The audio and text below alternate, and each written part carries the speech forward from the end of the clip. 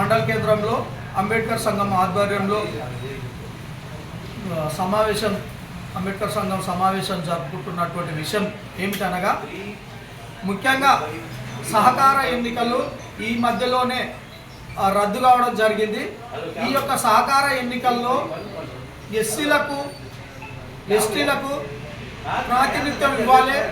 అదేవిధంగా చైర్మన్ పోస్టులు, PSCS chairman పోస్టులు కావచ్చు, డిసిసిబి చైర్మన్ పోస్టులు కావచ్చు, టెస్కాప్లో చైర్మన్ పోస్టు కావచ్చు, దీన్ని ఎస్సీలకు కానీ ఎస్టీలకు కానీ చైర్మన్ పోస్టులు ఇవ్వట్లేనటువంటి పరిస్థితి గత ఎన్నికల్లో జరగడం జరిగింది. అంతకుముందు ఎన్నికల్లో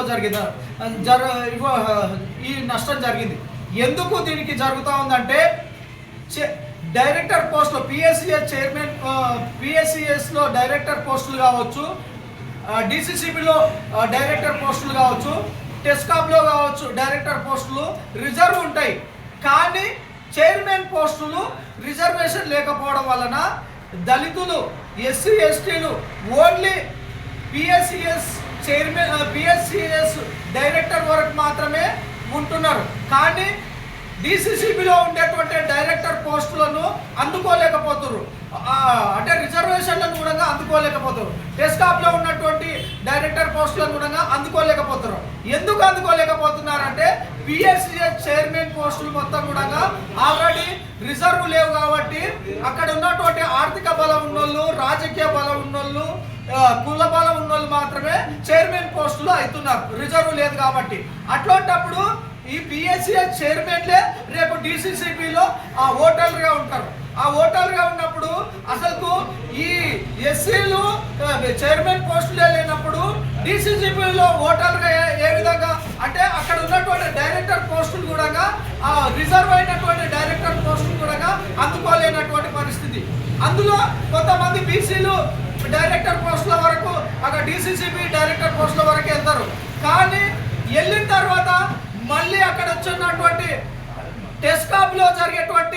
టెస్కాప్లో ఉన్నటువంటి డైరెక్టర్ పోస్టులు బీసీలు కూడా అందుకోలేనటువంటి పరిస్థితి ఉంది. కాబట్టి మేమేమంటున్నామంటే, ఖచ్చితంగా దీంట్లను చైర్మన్ పోస్టులకు రిజర్వేషన్ స్థానాలు కల్పించాలి.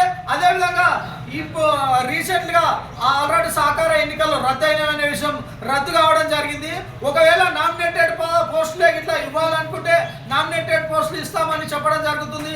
కాబట్టి మేమేమంటున్నామంటే, ఎస్సీలకు అధిక ప్రాధాన్యత, అంటే 25% ఇక్కడ ఉన్నటువంటి జనాభాలో ఉన్నటువంటి 25% రిజర్వేషన్లు అమలు అయ్యేటట్లుగా ఆ నామినేటెడ్ పోస్టులు ఇవ్వాలని మేము డిమాండ్ చేస్తూ ఉన్నాము.